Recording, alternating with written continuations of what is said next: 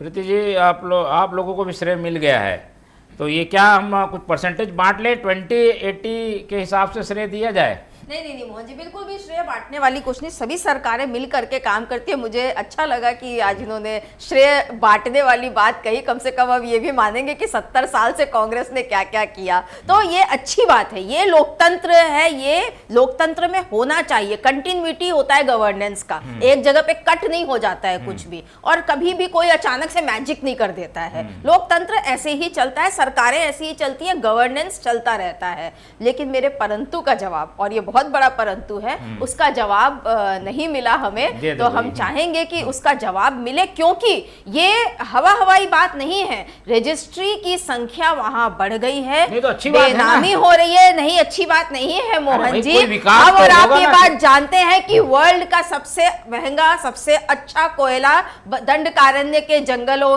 के नीचे है। हमने देखा है अडानी को किस तरह से पूरा छत्तीसगढ़ सौंपा जा रहा है, 1 रुपए में बिहार में वहां से लोगों को लाके बसाने के लिए नक्सलवाद को खत्म किया जा रहा है? सीधा सवाल। हाँ, क्या नक्सलवाद खत्म? नहीं, नक्सलवाद खत्म होना चाहिए, परंतु वो जो दूसरा पहलू है उस पर जवाब जल्दी फिर अपन आएंगे इस पर। देखिए, सबसे पहली बात तो कांग्रेस को इस आरोप लगाने से पहले अपने भीतर झांक लेना चाहिए। यही कांग्रेस की पार्टी है जो, अगर हम कहें तो पूरे देश में जब जहां इनकी सरकारें रहती है, लगातार, चाहे इस अगर वर्ष की हम बात करें या पहले हम बात करें, लगातार अडानी को सपोर्ट किया है। ताजा उदाहरण, बहुत बड़ा उदाहरण आपको देना चाहता हूं, विहिंजम पोर्ट जो राज्य केरला में है, जहां पर इनकी सरकार है, लगातार हम कहें तो अडानी को किसने दिया? आपने दिया। तो जब सुन लीजिए, देखिए यही इनकी लोकतंत्र है। जब सच मैंने जब कहा तो इनको कहने की आपत्ति होती है, वही फर्क होता है। देखिए, जब विहिंजम पोर्ट की मैंने बात की तब इनके कहीं ना कहीं को आपत्तियां हो रही है। यूडीएफ की जब सरकार थी तब लगातार कांग्रेस पार्टी आरोप लगाती है, और दूसरा कहीं ना कहीं छुपे चेहरों से हम बात करें तो कहीं ना कहीं जो काम देने का काम अडानी को करती है। तो अडानी को सबसे बड़ा बढ़ाने का श्रेय अगर किसी को जाता है तो कहीं ना कहीं कांग्रेस पार्टी को जाता है। रही बात यहां की हम बात करें तो नंदराज पर्वत को किसने बेचा? भूपेश बघेल की सरकार ने बेचा।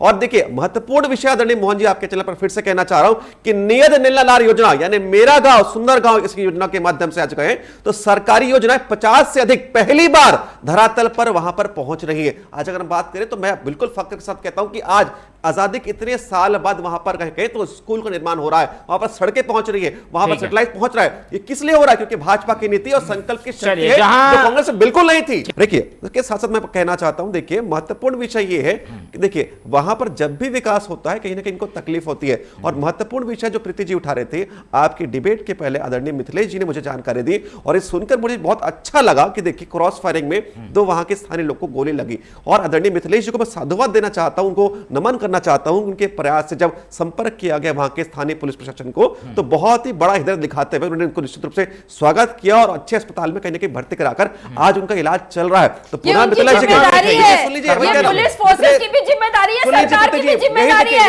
आप जिम्मेदारी पूरी करने का श्रेय देना चाहते हैं, कोई जिम्मेदारी बेसिक काम, बेसिक जिम्मेदारी है, ये बेसिक काम है सरकार की।